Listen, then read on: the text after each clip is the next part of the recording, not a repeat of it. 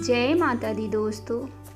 आज हम सुनेंगे वट सावित्री व्रत की पौराणिक कथा। भद्र देश के एक राजा थे जिनका नाम अश्रुपति था। अश्रुपति की कोई संतान नहीं थी। बहुत समय बाद उनके घर एक कन्या ने जन्म लिया जिनका नाम सावित्री रखा गया। कन्या बड़ी होकर बेहद रूपवान हुई। सावित्री शादी की योग्य हो गई। फिर उनके पिता उनके लिए योग्य वर की तलाश में निकल गए। बहुत समय बीत जाने पर योग्य वर न मिलने की वजह से सावित्री के पिता बहुत दुखी थे। उन्होंने कन्या को स्वयं वर तलाशने को भेजा। सावित्री तपोवन में भटकने लगी। वहां सालव देश के राजा धूम्रसेन को रहते हुए देखा। क्योंकि उनका राज्य किसी ने छीन लिया था, इसीलिए वह वन में रहते थे। उनके पुत्र सत्यवान को देखकर सावित्री ने पति के रूप में उनका वरण किया। फिर सावित्री अपने पिता अश्रुपति के पास जाकर सारी बात बताई। फिर सावित्री का विवाह सत्यवान से कर दिया गया। सावित्री अपने ससुराल पहुंची। ससुराल में वह सास ससुर की सेवा करने लगी। समय बीतता चला गया। नारद मुनि ने सावित्री को पहले ही सत्यवान की मृत्यु के दिन के बारे में बता दिया था।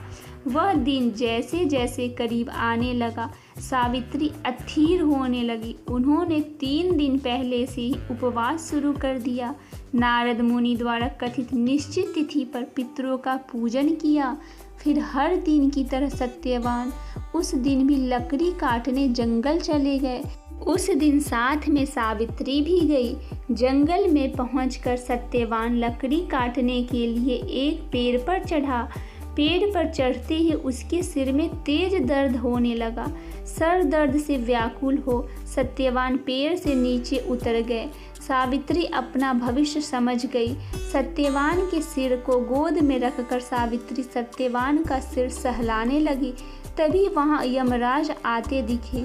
यमराज अपने साथ सत्यवान को ले जाने लगे। सावित्री भी उनके पीछे पीछे चल पड़ी। यमराज ने सावित्री को समझाने की कोशिश की, यही विधि का विधान है, लेकिन सावित्री नहीं मानी। सावित्री की निष्ठा और पति परायण को देखकर यमराज ने सावित्री से कहा कि हे देवी, तुम धन्य हो, तुम कोई भी वर मांगो मुझसे।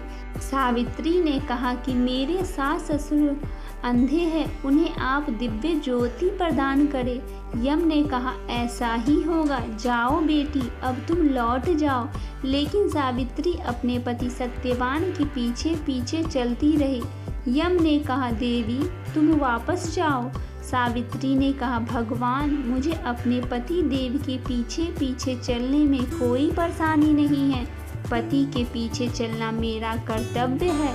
यह सुनकर फिर से उसे एक और वर मांगने को कहा। फिर सावित्री बोली, हमारे सास ससुर का राज्य छिन गया है, आप उसे पुनः वापस दिला दीजिए। यम ने कहा जाओ सावित्री, तुम्हें यह भी वर दे दिया, अब तुम लौट जाओ। लेकिन सावित्री सत्यवान के पीछे पीछे चल रही थी।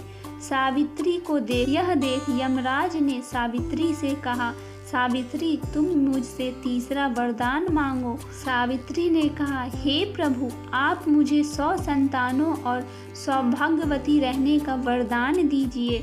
यमराज ने यह भी वरदान स्वीकार किया। यमराज देवता ने सावित्री को सदा सौभाग्यवती और पुत्रवती रहो यह वरदान दे दिया।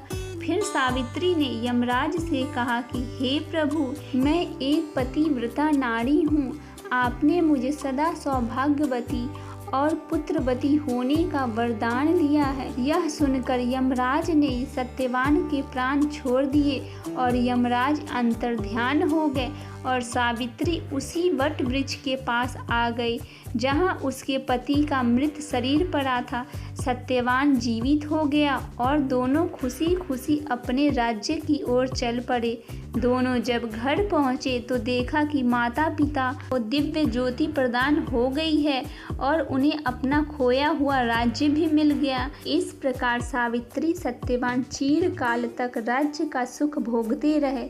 अतः पतिव्रता सावित्री के अनुरूप ही प्रथम अपने सास ससुर की उचित सेवा करे, फिर वट सावित्री का व्रत नियम पूर्वक करे और कथा सुने। और जो भी महिलाएं वट सावित्री का व्रत पूरे नियम पूर्वक श्रद्धा भक्ति के साथ करती है और कथा सुनती है, उनका वैवाहिक जीवन बहुत ही सुखमय बीतता है और उनके घर परिवार पे कोई भी विपत्ति नहीं आती। इसके अलावा घर में सुख शांति का आगमन होता है और अकाल मृत्यु जैसे युग टल जाते हैं और उनके जीवन साथी की आयु पर किसी प्रकार का कोई संकट आया भी हो तो वह टल जाता है। सुख दुख में हम तुम हर पल साथ निभाएंगे, एक जन्म नहीं सातों जन्म हम पति पत्नी बन आएंगे। माथे की बिंदिया चमकती रहे, हाथों में चूड़ियाँ खनकती रहे, पैरों की पायल छनकती रहे,